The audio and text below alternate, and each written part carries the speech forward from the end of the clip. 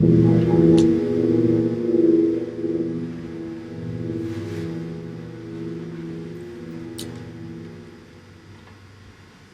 darlings. So, it's been a while since I've sat down in front of the camera like this. But here I am, and here I am with Bill, who's kind of actually eating me up right now. I'm like actually kind of ashamed of how badly he's eating me up in his outfit right now. And today I wanted to tell you a story about a guy and these videotapes that he made.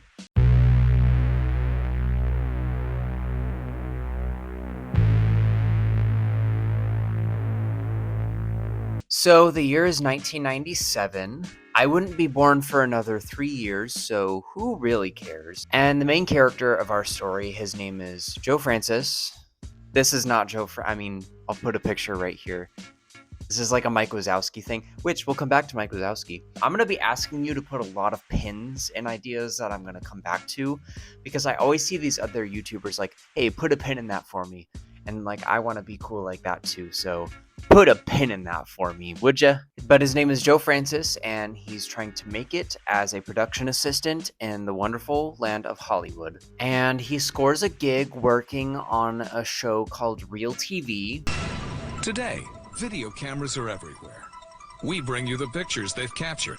Sometimes it's serious, sometimes it's funny, but it's always Real TV. As far as Wikipedia says, Real TV was basically just a show where they would compile clips that were not quite SFW enough for mainstream news and television. So it was kind of like, it seems like a mildly edgy alternative to the news. And he was keeping his ears out in the studio. Mr. Francis happened to hear about this infamous tape that was being passed around among his coworkers on the production of Real TV of clips that were too dark even for Real TV, like murders and actual deaths and shit. And so he looked at the tape, he watched it one day, and he was like, ever the entrepreneur that he is, and put a pin in that too, ever the entrepreneur that he was like, hey, there's a market for this, isn't there? What if I license this tape? What if I license this compilation of all these disturbing clips and sell it somehow? I can't sell it through mainstream methods, so I'm gonna have to think outside the box for this. And so what he did was he teamed up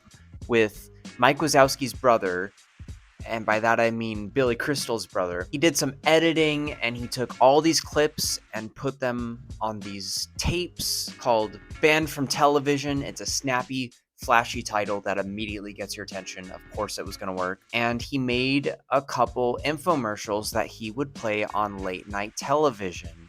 Banned from television. The video's so shocking, the censors won't even let us show you this commercial. These are the most unbelievable real-life events ever caught on tape. All raw, all real, and banned from television. You could only buy them by going to their website or calling the phone number and spending money to buy them. It started with just one tape, and at first it wasn't too successful, but eventually the ball kind of got rolling, and then that let him do 2 more tapes, so it's a trilogy.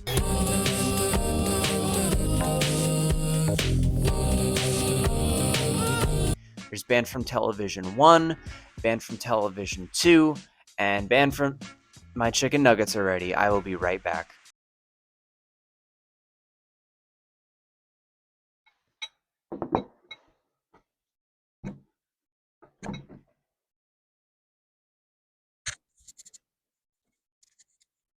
And Banned from Television 3. So I will definitely talk about Joe Francis more later, but this is kind of where I'm going to shift our focus a little bit, because what we're left with from this business venture of his in the year of our Lord and Savior, Sophie Xeon, 2024, is this trilogy of tapes that were not even suitable for the edgy side of television. And I stumbled across these tapes when I was doing some research for another project, which, put a pin in that.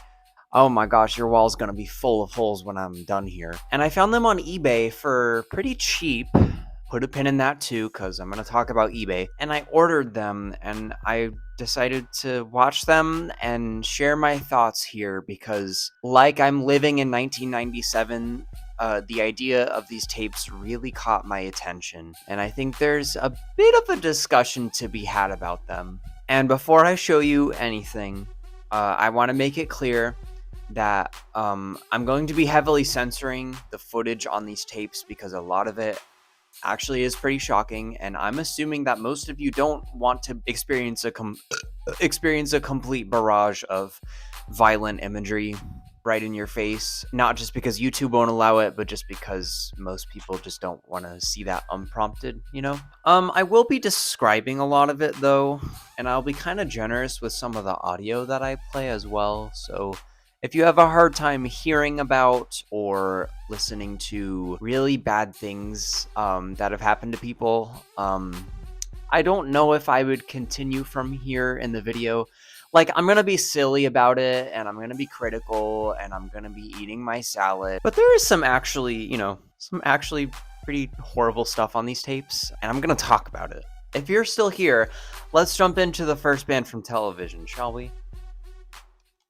Hi everyone.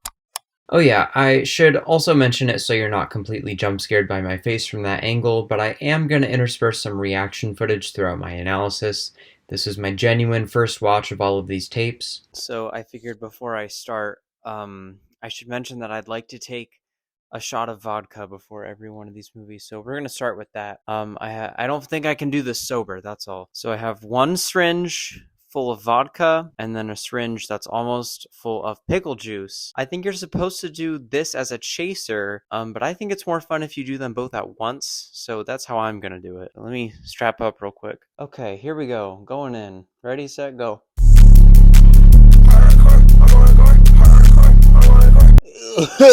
It's not even 4:30 yet. And with that said, let me explain something to you.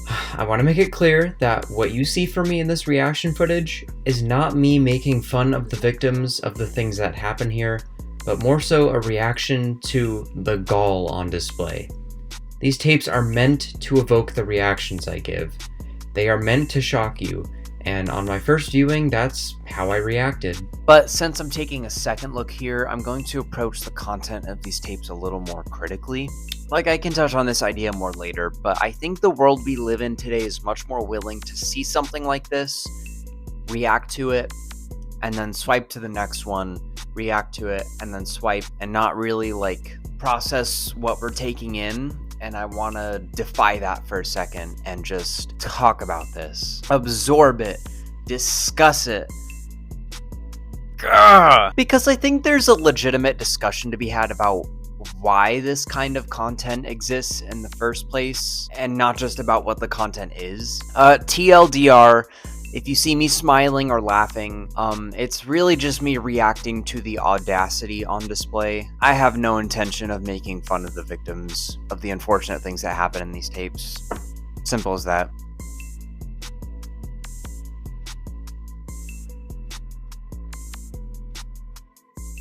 Okay, for realsies this time, let's take a look at the first tape in this trilogy.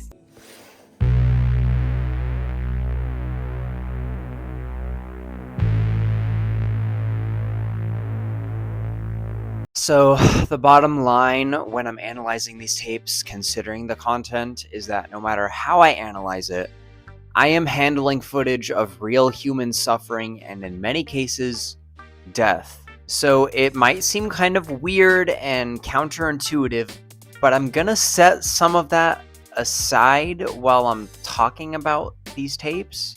Going into it, I figured from what I knew that it was basically going to be descriptive narration over shocking news footage that never aired, hence the title, and I was right for the most part.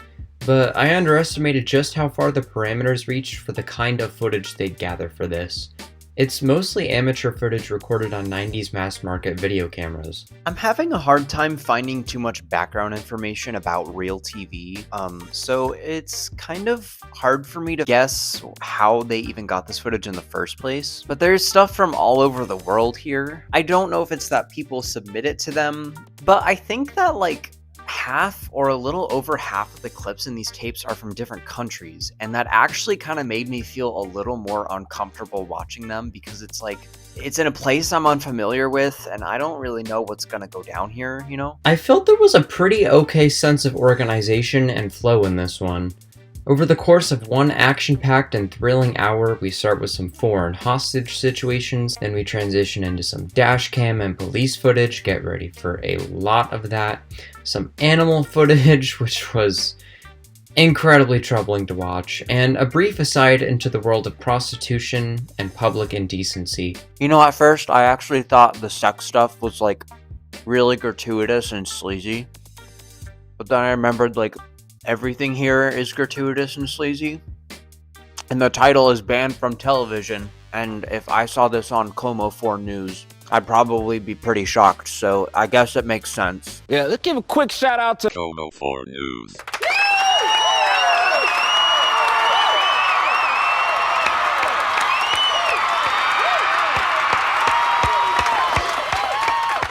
I just kind of accepted it after a while, honestly. I mean, you might as well push that in the marketing, which they certainly did. See what really happens when sex clubs get busted.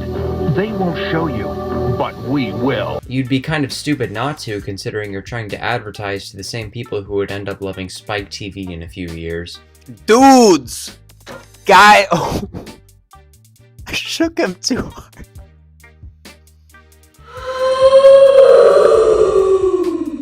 I'm sorry. Guys being dudes. What's better than that? What's better than guys being dudes? Hey! I'm so sorry. I don't think he's gonna want to be in another video after this one. I mean, so, like, getting into the specifics of these tapes, I guess I'm actually kind of at a loss on how to explain it, the specifics to you without sounding really, like, just top to bottom, procedural. This is what I saw, this is what I know, these are my critiques. I mean, it's really just a clip show of stuff like that nowadays is hardly even like shock video worthy. It's still disturbing, but I feel like the standards are a lot higher nowadays. It's just like inflation, honestly. So I guess that's kind of the best I can do, is just kind of give you the basic shakedown of everything. The intro caught me completely off guard when it showed a car exploding in two guys' faces. Oh my god! That immediately set the precedent for me. This intro is basically a sampler of what to expect going forward. And just sex club footage, I guess. With like mildly inspirational music playing over it. I mean, okay. We properly start with a hostage situation involving a baby. Lovely. Of course, the responding officers are not fucking around and take care of the situation pretty expertly. The negotiator pleads to let the baby go. The man turns away and a policeman acts decisively. They give us a slow motion recap and explain exactly what happened. Watch as the man becomes distracted and the officer raises his gun. Damn! And they're sure to also tell us that the baby involved was safe. The baby is frightened and stunned, but safe. Don't fucking get distracted in a hostage situation, bro. Next up is the exploding car one, which the moment of was pretty shocking, I guess, but it just dragged on for a little too long. There was a funny moment where some guy decided to run by the car that was on fire faster than a barefoot jackrabbit on a hot greasy griddle in the middle of August with a Okay, Sandy, thanks. Then there was a firebomb attack that only served to show off how badass the dude who got lit on fire was. I mean, he handled that shit like it was nothing. I can't show it to you, but trust me on this one. Here it is again, in slow motion. Amazing. Amazing! It's amazing that this guy got lit on fire and his scalp burned. It's amazing. Can't fucking believe it. It's amazing. You couldn't have picked a better word to describe it? This is just sensationalist. This is pure sensationalism. I can't believe you.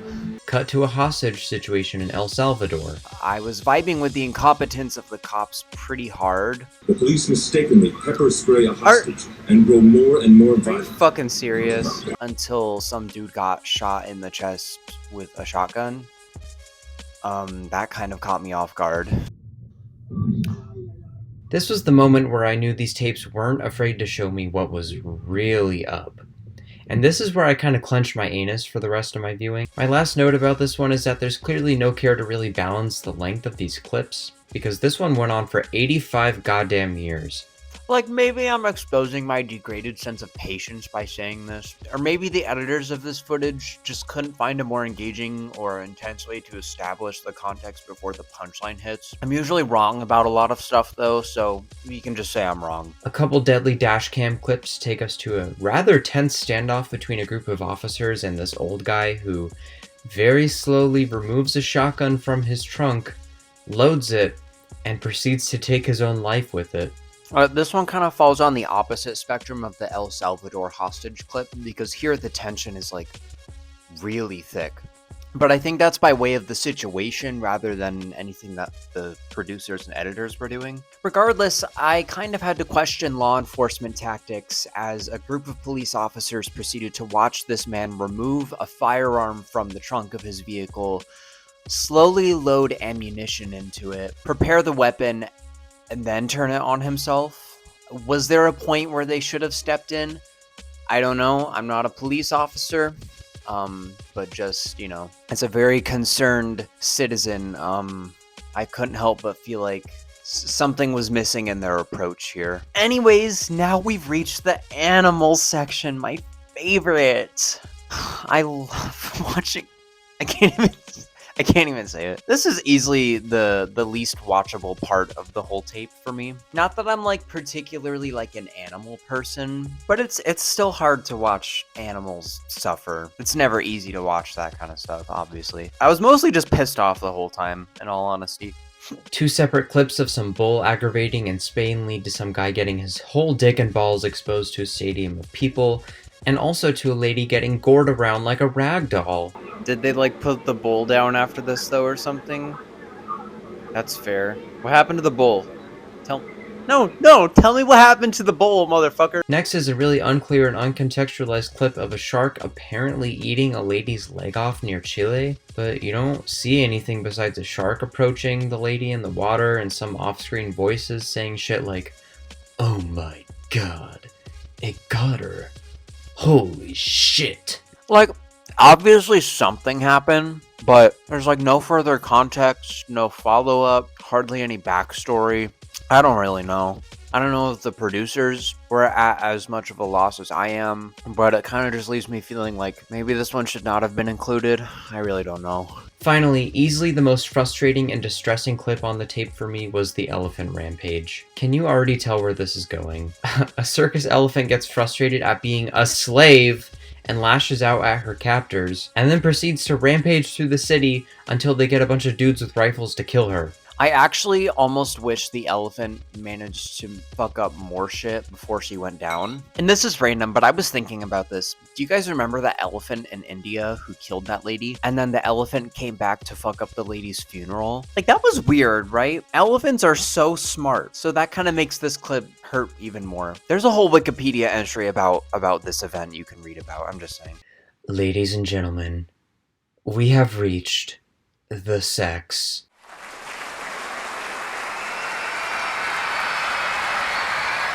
And I apologize, but this is probably the stuff I have the least to say about. It's not porn. That's in the next tape. This ain't no rated motherfucking PG shit. This shit rated porn. There's some undercover sex club bust footage that was boring.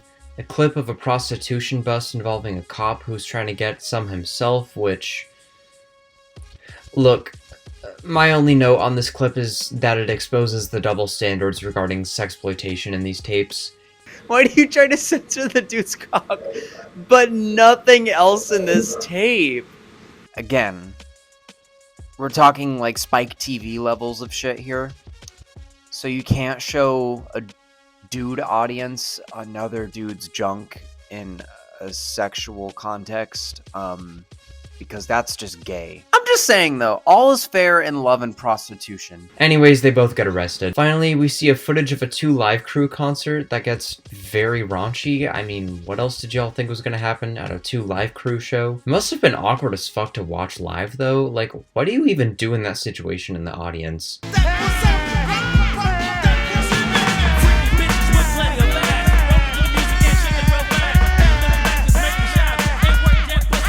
So naturally, we transition back to watching people sustain grievous injuries. The whiplash is just insane. It's non-stop. A tower collapse, some race car accidents, and an unexpectedly really sad debris accident take us to a firing squad that publicly executes a couple of convicted rapists. And it's with these kinds of clips where I'm like, do y'all expect me to feel bad? Or what are we doing here? What's the tone supposed to be? I don't know. Finally, after some corrupt police behavior, the Piece de Resistance clip of banned from television is here. The death of Mary T. Washtyla. I'm so sorry if I mispronounced that. This is actually one you can find a decent amount of information on, believe it or not, even crossing into the realm of true crime level clickbait. Look, if I get into a horrible accident, I beg that you don't clickbait it, okay? Or if you do clickbait it, at least make it, like, funny or something. I don't know. I would not mind it if my death resulted in me being some kind of internet urban legend. Like, Carmen Winstead. I could be the next Carmen Winstead.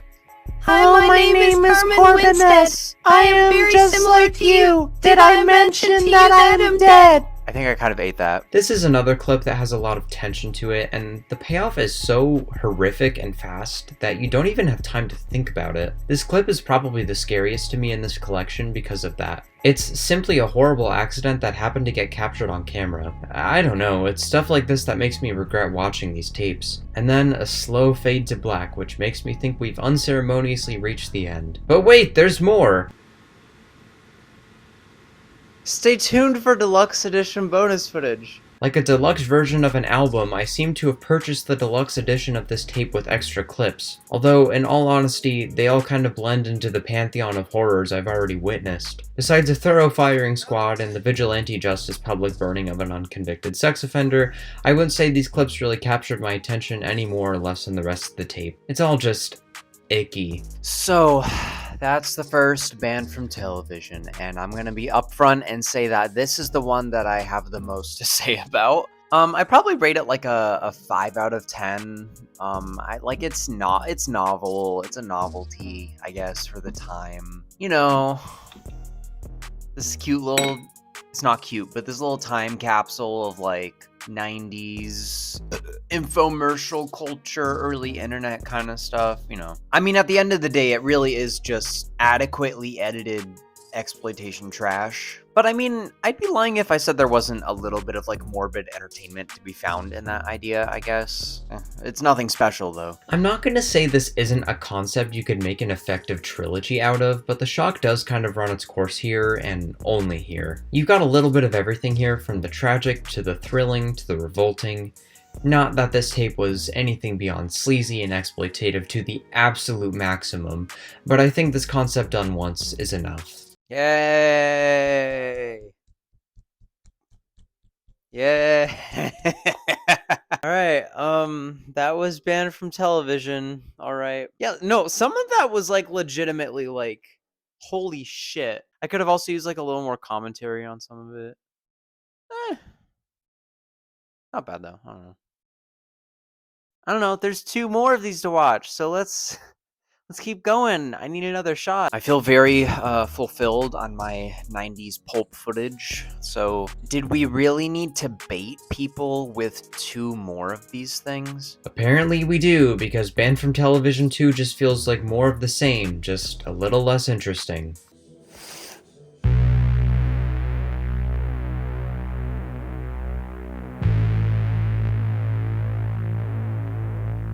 I question if the little less interesting part of my thoughts on that stems from the fact that it's in the tape itself, or if I watched both of these tapes in quick succession of one another, and I was already just kind of burnt out on it. But it really does just feel like more of the same, I guess, which is like, what else was I expecting? Lana Del Rey, woman that you are, I love you. Time for another shot before we start number 2.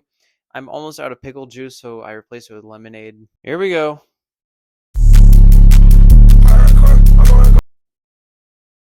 Ooh. And I'm getting residuals of the pickle juice. That does not taste good. Fuck. Ugh. Okay, let's keep going, shall we? Unfortunately, it's ASMR time while we react to horrible, violent footage caught on tape. The intro promises street warfare. dog attacks, chaos, porn. This shit rated porn. All the hallmarks of American culture. And on that note, our first clip is of a man shooting himself over the Taiwanese stock market. In a rare example of these tapes actually managing to reduce my blood pressure for a second, they confirmed that this guy actually did live after receiving surgery to remove the bullet. I mean, they very easily could have just been lying. And it's not like I would know the fucking difference. There's a haunting murder at a gas station that I had unfortunately seen before, and a guy lights a counter on fire. Okay. That's just like a Wednesday for me. There's a white trash porch murder in guess which state of all states, and now we're in the dash cam section of the video. Finally some organization. I mean, I really only have 2 notes here. That this guy's face before he attacks this officer cracks me up, and that this clip of this guy going on a huge rant at the Stady is... well, he made some good points, but this shit goes on for almost 5 whole minutes and just feels like padding. She's wrecking the paint my fucking insurance car. I wouldn't get picked up by. You're fucking crazy. If you don't pick this up, sir, I'm going to summon you for littering. I'll pick the dog up. All right, good stuff. Animals! There's a white trash dog attack that I had also seen before. How could you let the dog out? I didn't. The door was open. Okay, so you let the dog out. Paramedics took her to a nearby hospital. Fucking fruity ass neighbor. Oh god, that would be me. That's fucking funny. Oh, God bless him. Along with some boring ass horse stuff that, again, feels like padding besides one of them almost eviscerates a baby. I mean, that was cool, I guess. People falling, then Jesus Christ, more car stuff. I'm getting sick of this. You see, at least in the first one, there was a decent variety of contexts and scenarios, and I'm just not vibing with how little of interest this installment in the trilogy actually has to show me. There's hardly anything to dissect or digest here. It just feels kind of like uneventful. There's no like thrust like there was in the first one, I guess. This clip was kind of funny because this part feels straight out of Family Guy. Like, the guy is already on the ground dying, suffering, wishing for death, and the police still come over and arrest him. It's actually kind of incredible. Some political assassinations. This is dangerous! Oh! And some Liberian street warfare. Now, I can't lie, this shit was actually pretty intense. It's really just a bunch of dudes with guns motivated by killing each other. Watching civilian soldiers deface the body of their enemy was actually kind of haunting. And speaking of haunting, I now present to you the grand finale of Banned from Television 2, Tanya Harding's sex tape. Here are Jeff and Tanya on a much happier occasion. Okay, so, yeah. I didn't know this was a thing. I was fine not knowing this was a thing. And now, not only do I know what this is, but I've seen it too.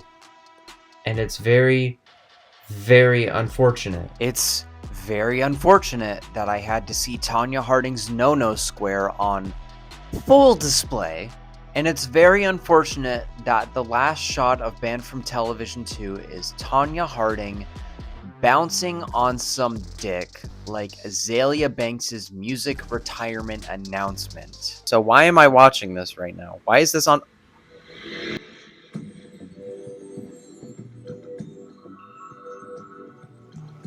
Miss Jackson. I mean, what do y'all want me to say? This shit was ass. Pretty much a downgrade from the first one in every single sense, from organization to variety to justification. I mean, a lot of these clips felt like the producers were like struggling to find the right clips for this one, so they just picked a few of the rejects and just pretended like there wasn't a difference. You might not have noticed it, but your brain did. Boo! Rate 3 out of 10. It's like, I get it, it's banned from television, and it's like, that's kind of a draw, is like extreme sex and violence, but I think for the most part, it can be kind of boring, but it's also funny in a way, because it's like, it is so gross and sleazy, and this one just did not deliver on that. I don't know. Tanya Harding's sex tape, that was just kind of embarrassing and confusing, because I'm like, Who gave you access to this footage? Like, did the courts find this, or what the fuck happened? On to the next one, I guess. I'm excited to see how Banned from Television 3 plays out. Assuming it's probably just gonna be more of the same. Let's go. Another shot! And just when you thought that was enough Banned from Television, they swing right back with one more. Let's jump right into it.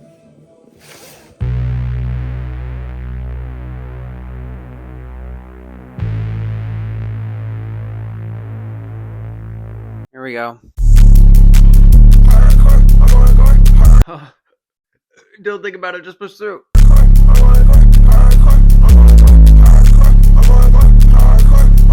Ugh. It's so bad. So right off the bat, this one is quite different from the previous two entries. There was an ad for another movie on the tape before it began, which is weird to me considering that, like, who would want their movie advertised on this thing? The formula for this one is different because it actually has some kind of narrative to it. It stars Ice Cube, of all people, and he lives with his parents who keep telling him to get a job, and he has a funny friend, and I was just, I was confused. I was wondering if they were gonna, like, find the tape and it would be like a tape within a tape kind of thing, like a meta thing. Like, you know, when Wes Craven made New Nightmare? If it was gonna be something like that, or like if this was like a banned movie or something, or if it was like a haunted tape or something. I was too confused to even make it that far in the tape to find out, though, honestly. This one's weird. This one's very experimental. I guess when New Line Cinema got their hands on the IP, they were kind of like, they wanted to take it in a different direction. I'd have to research this. This is fucking bizarre, though. Okay. Haha. Obviously, I'm kidding. Let me explain. So I ordered all 3 of these tapes from eBay for like $8, and I was like, it's a fucking steal! And I was feeling really good about it until I received the tapes. So I guess spending less than $10 for 3 exploitation banned television clips does not guarantee you safety or authenticity, because what? I open up box number 1, perfect. I open up box number 2, perfect. I open up box number 3, and there's inexplicably a copy of the widescreen edition of Friday starring Ice Cube in there. And when I was telling my friend about this last month, she had the idea, hi Bella, she had the idea to like play it completely straight and just be under the assumption that this was banned from Television 3, and it was such a funny idea, but the problem is that that would require me to watch all of the widescreen edition of Friday starring Ice Cube, and I just couldn't. I couldn't. So instead, I was actually ready to just like only do the first 2, and then that's it, because I didn't want to wait another week or 2 and spend even more money to order the 3rd one. The chicken nuggets are making the lettuce warm. It's like eating like fresh seaweed from the Mariana Trench. It's just sliding down my throat. So in one last ditch attempt, I just looked up Banned from Television 3 full movie on Google, and hey, the Internet Archive has a full good quality rip of it that you can even download. So you'll be seeing the actual good quality pre-ripped Banned from Television 3 on screen when I show footage of it. Anyways, on to the actual Banned from Television 3.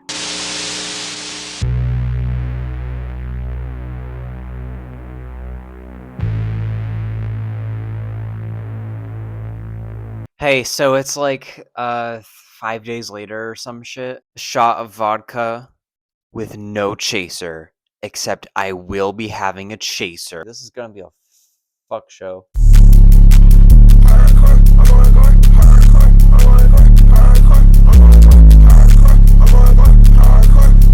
I'm so bad at this. Holy shit. Alright. Banned from Television 3, y'all. Let's jump in, shall we? This intro is actually kind of rockin'. I really like it.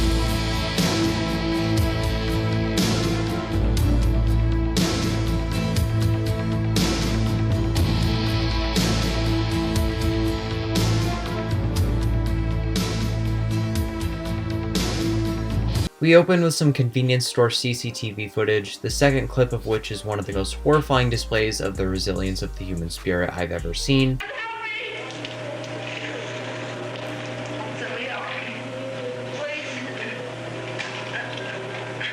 Luckily, the clerk survived the shooting. And it was at this point that I noticed the very tight editing in this one, which is honestly a bit of a welcome change compared to the first two entries. I felt like less of my time was going to be wasted. After some car/plane footage, including a guy getting flung the fuck out of his race car. Something happens at the back of the pack. Damn. Oh! Yo! We get some really bizarre footage of a riot in Israel that culminates in an ambulance backing into an injured person. There's a really weird, elongated confrontation during a traffic stop that has a couple highlights, some whiplash into a shooting, then more whiplash into a comedic stop where a guy claims he was robbed of all his clothes. Get out of here, get out, buddy, and get out of your car. Come here. Get out, get your get out.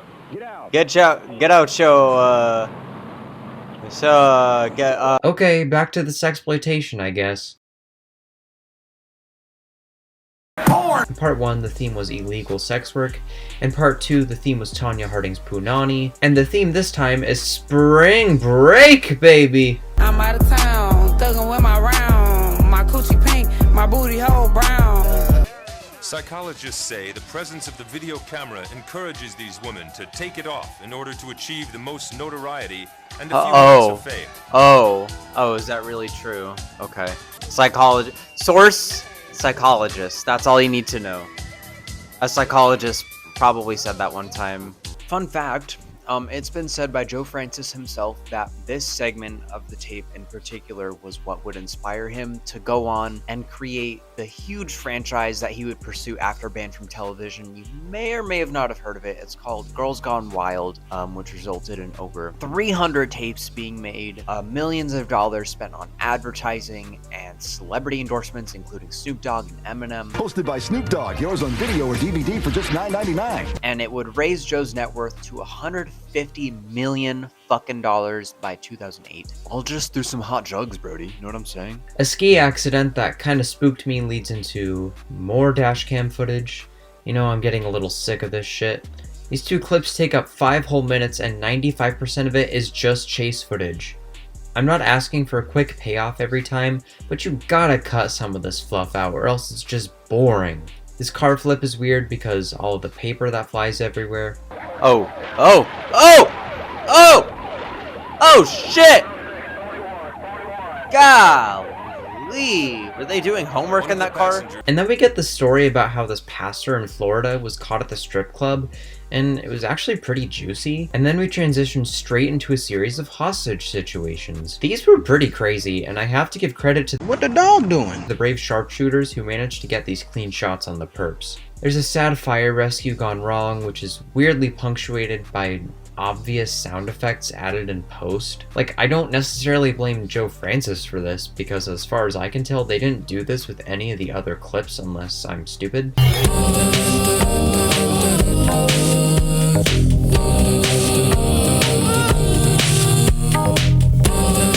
There's some police confrontations that didn't particularly strike me one way or the other, and then it's back to the strip club for what may be the hardest moment in any of these tapes. Unfortunately for the club owner, these men turn out to be undercover police officers, and they have a more narrow interpretation of the law. Oh, they do not care. After 6.5 hours of surveillance, the officers move in to arrest the owner. The fact that those girls just kept dancing, that's hard. I don't know. That is so hard. As the next clip began, my other roommate came home unexpectedly from work and startled me. Is it lunchtime? No, my stomach, it fucking hurts so bad. Oh, wow. But as we continue, there's a bike accident that was probably just a smidge too intense for television, but didn't strike me as worthy of being on the tape. I guess it was pretty nice for variety's sake though, and was a good transition into a much worse bike accident that was sad to watch happen in front of a giant crowd, including children. Okay. We're down to the final 2 clips of the Banned from Television trilogy. What kind of fucked up shit could they be saving for us at the end? Let's find out. And by find out, I mean, let's watch them and be completely perplexed that these were the final 2 clips they were saving for us. First, we got a bear that climbed a power pole in New Jersey. Just kidding, it was Northern California. Like, this one is just so odd and funny to me. Like, I was really expecting the worst, and it seemed like it happened, but in execution, it reminded me of that video from Avatar of the Na'vi falling off that ship thing.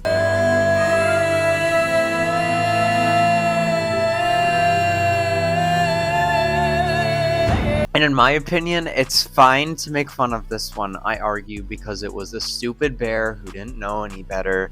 There were no humans involved, and most importantly... Amazingly, the bear survives the shock and the fall. So, it's fine to laugh at this one, I think. And if you have a problem with that, you can take your complaints and shove them up your ass! So, coming off of that ordeal, we get the single funniest bout of topical whiplash I've ever heard in my life. Amazingly, the bear survives the shock and the fall.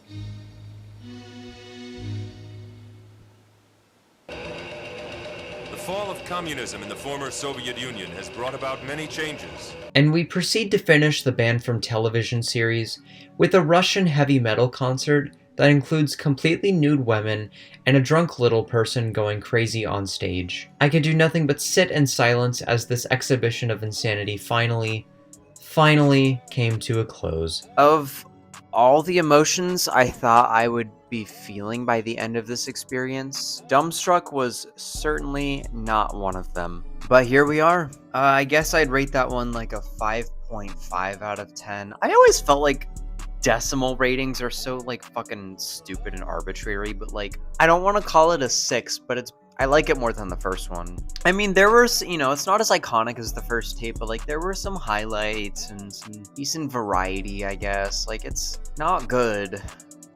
None of this is good, but it felt like they were being a little more flexible with this one. It's a weird conundrum thinking that, while yes, some of the clips here are pretty grueling to watch, if I showed this to like my cousins or something, they'd probably just shrug. Like, you can't convince me today's demented internet surfing audience would be fazed by like 95% of this stuff. So in that way, the Banned from Television trilogy is kind of a charming time capsule from an age before this kind of illicit material was so easily accessible. Like, what? You had to like call like a phone number to like buy these clips that I can just look up on Google? Like, fuck completely off with that bullshit. And on that note, let's pull out that pin about Joe Francis. I said I was gonna come back to him. Just because a jury is mentally retarded and jealous of who I am, you know, that jury, you should be put in jail, you stupid idiots. That's all I have to say. You stupid, stupid idiots. You stupid jury. You should be put in jail or line up and shot.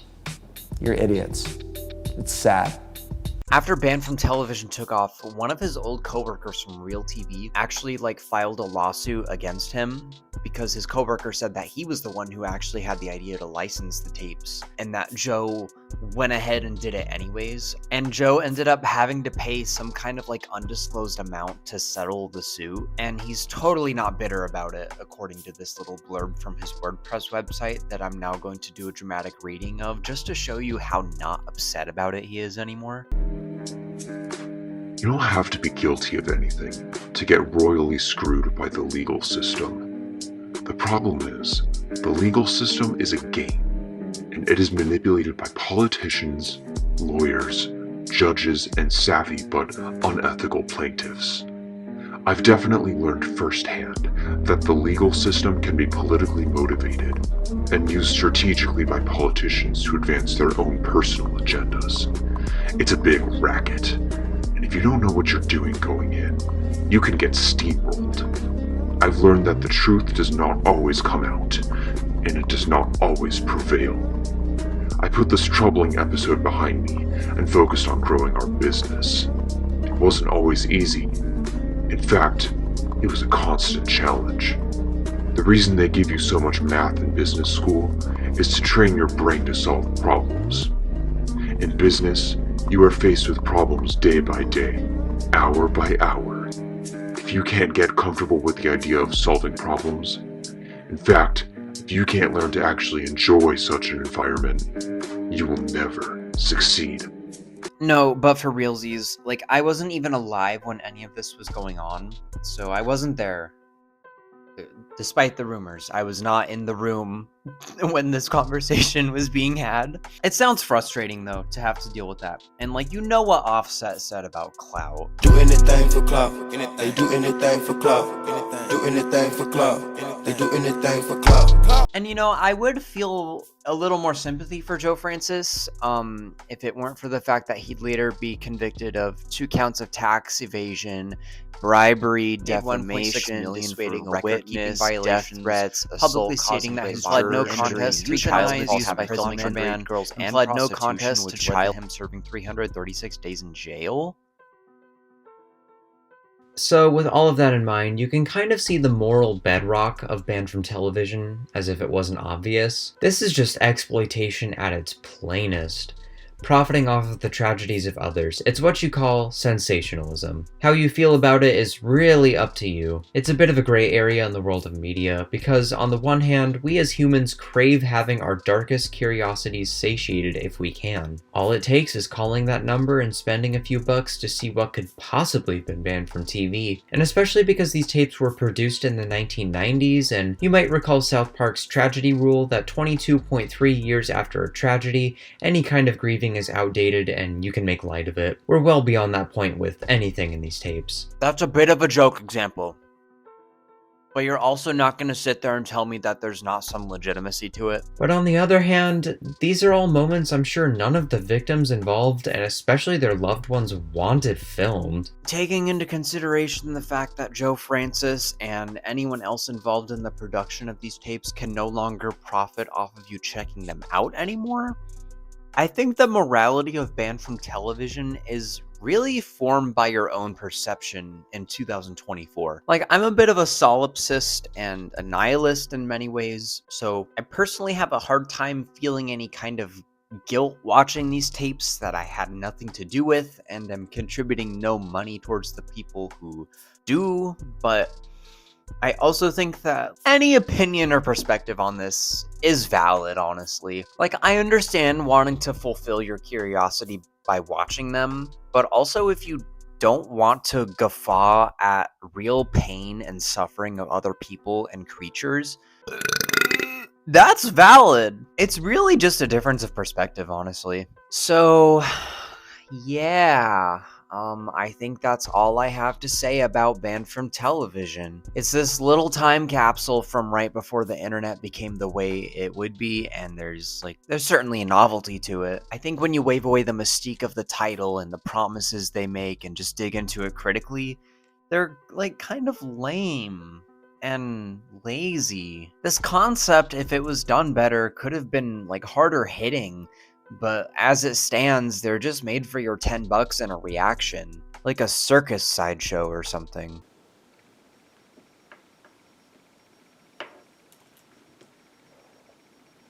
Okay.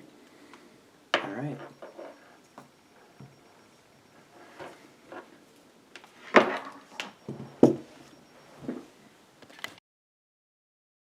Now, I have one more pin that I told you to put in your wall, about that other project I was researching when I stumbled across banned from television. This concept of taking this horrible footage and putting it on one tape has been done before.